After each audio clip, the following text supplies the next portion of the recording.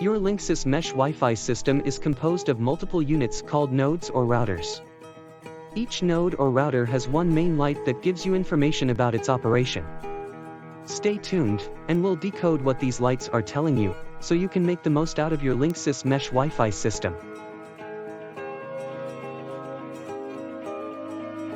Please note, this LED behavior discussion is applicable for the following Linksys Cognitive Mesh Wi-Fi models: MBE 7000 series, MX 6200 series, and LN 1100 versions 1 and 2.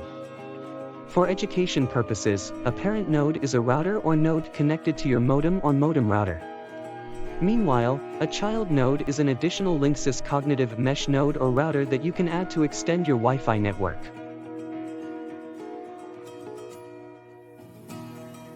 The power light for the Linksys MX 6200 series, MBE 7000 series, and LN 1100 versions 1 and 2 are located on top. If the LED is off, it could mean one of two things. It could be either the device is not powered on or the night mode feature was enabled. If the LED is blinking blue, it indicates that the router is either booting up or in WPS pairing mode. If the LED is solid blue, it means the router is ready for setup. If the LED is blinking white, it indicates one of the following. It can be that the internet has been detected, and setup is in progress. It can also be that the firmware update is in progress.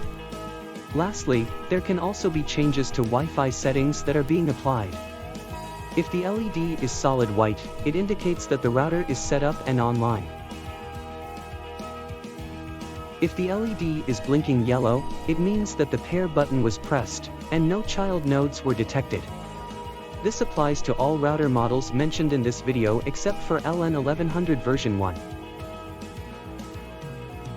If the LED is blinking red with a fading effect, it indicates that the reset button is being pressed. If the LED is solid red, it means that there is no internet connection.